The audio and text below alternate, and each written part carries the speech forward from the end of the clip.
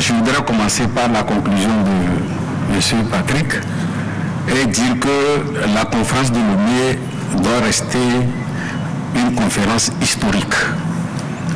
Une conférence historique parce que, comme vous le savez, l'un des défis majeurs aujourd'hui, l'un des défis majeurs de l'Afrique, c'est celui de la dette. La dette africaine a été considérée pendant longtemps comme une honte pour l'Afrique.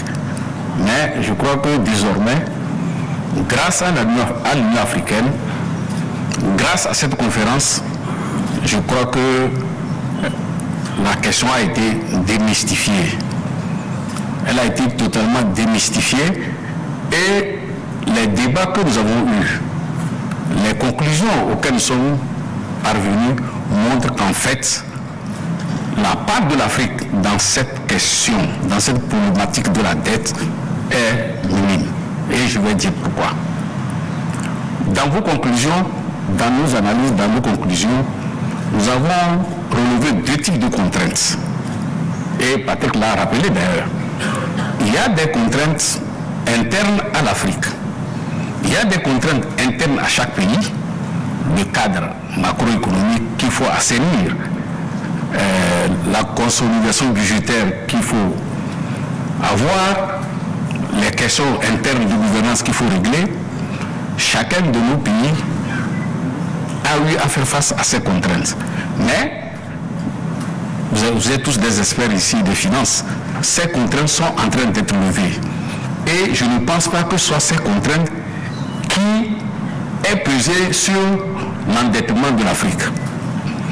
Il y a des contraintes régionales. Il l'a dit aussi. La force de nos institutions financières régionales, nos banques, notre banque, sa force, et vous êtes parvenu aussi à ce résultat qu'il faut que ces institutions régionales bancaires puissent se réformer et se renforcer. Mais la vraie contrainte, elle est extérieure. La vraie contrainte que nous avons et qui alourdit notre dette, elle est plutôt extérieure, elle nous est imposée.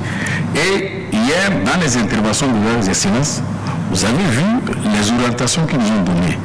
En réalité, l'Afrique ne s'en sortira du point de vue de son endettement que si nous réformons, que si nous contribuons à réformer, à faire réformer l'architecture financière internationale. Sinon, on aura nos cadres macroéconomiques assainis, on aura la consolidation budgétaire, on aura la mobilisation des ressources, il en a parlé, qui ne peut pas s'étendre indéfiniment. Les ressources intérieures d'un pays sont limitées, quoi qu'on dise. Mais aujourd'hui, grâce à cette conférence, grâce à l'Union africaine, nous allons d'une seule voix pouvoir faire face aux G20, leur expliquer ce que nous attendons d'eux, la réforme que nous voulons. Je pense que la conférence de Lomé a agité les bases et nous devons tous, ensemble, tous les pays de l'Union africaine, soutenir l'Union africaine pour poursuivre donc dans cette voie, de sorte que dans les années à venir, l'Afrique soit plutôt à la pointe de l'économie mondiale.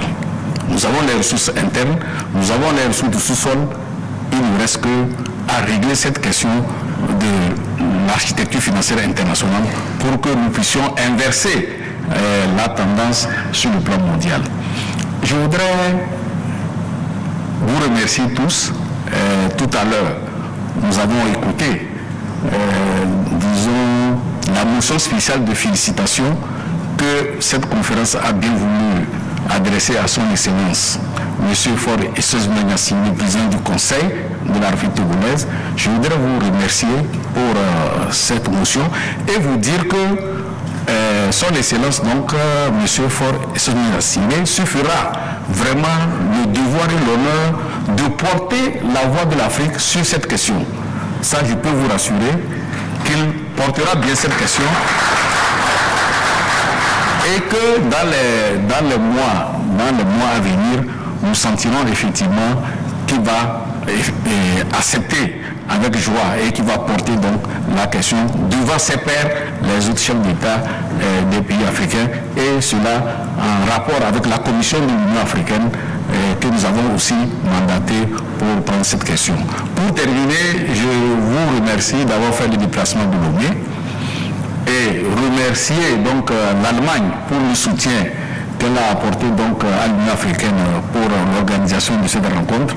Remercier, on me l'a dit aussi, le système des Nations Unies, malheureusement son représentant n'est pas là, mais remercier aussi les Nations Unies qui ont aussi apporté un soutien donc à l'organisation de cette conférence.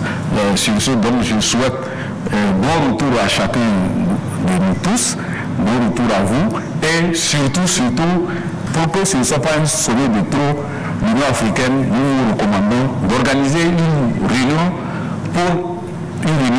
en 2026 pour qu'on voit le chemin parcouru, qu'on puisse évaluer et peut-être prendre d'autres résolutions pour nous porter plus haut. Je vous remercie.